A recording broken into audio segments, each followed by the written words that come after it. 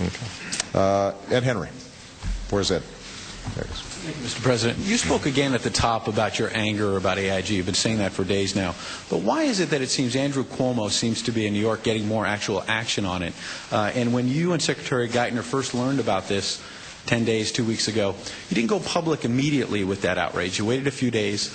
And then when you went public after you realized Secretary Geithner really had no legal avenue to stop it. And more broadly, I just want to follow up on Chip and Jake. You've been very critical of President Bush doubling the national debt. And to be fair, it's not just Republicans hitting you. Democrat Ken Conrad, as you know, said, quote, "When I look at this budget, I see the debt doubling again." You keep saying that you've inherited a big fiscal mess. Do you worry, though, that your daughters, not to mention the next president, will be inheriting an even bigger fiscal mess if the spending goes out of control? Of course I do, Ed, which is why we're doing everything we can to reduce that deficit. Look, if this were easy, then we would have already had it done and the budget would have been voted on and everybody could go home. This is hard, and the reason it's hard is because we've accumulated a structural deficit that's going to take a long time, and we're not going to be able to do it next year or the year after or 3 years from now. What we have to do is bend the curve on these deficit projections, and the best way for us to do that is to reduce health care costs. That's not just my opinion. That's the opinion of almost every single person who has looked at our long-term fiscal situation. Now, how are we going to reduce health care costs? Because the problem is not just in government-run programs. The problem is in the private sector as well. It's experienced by families. It's experienced by businesses. And so what we've said is, look, let's invest in health information technologies. Let's invest in preventive care.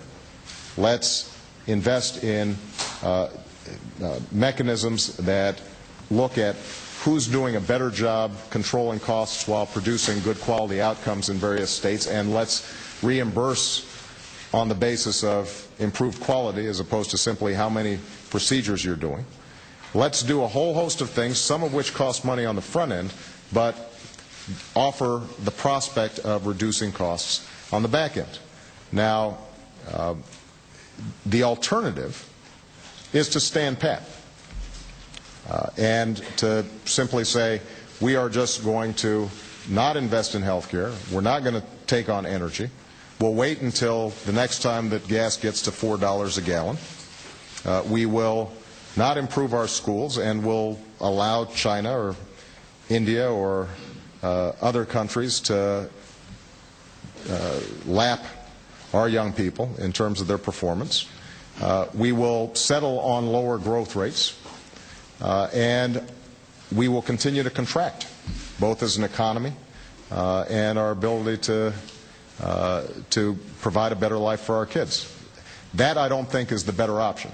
Now, am I completely satisfied with all the work that needs to be done on deficits? No. That's why I convened a Fiscal Responsibility Summit, started in this room, to start looking at entitlements and to start looking at the big drivers of costs over the long term. Not all of those are reflected in our budget, partly because the savings we anticipate would be coming in years outside of the 10-year budget cycle that we're talking about.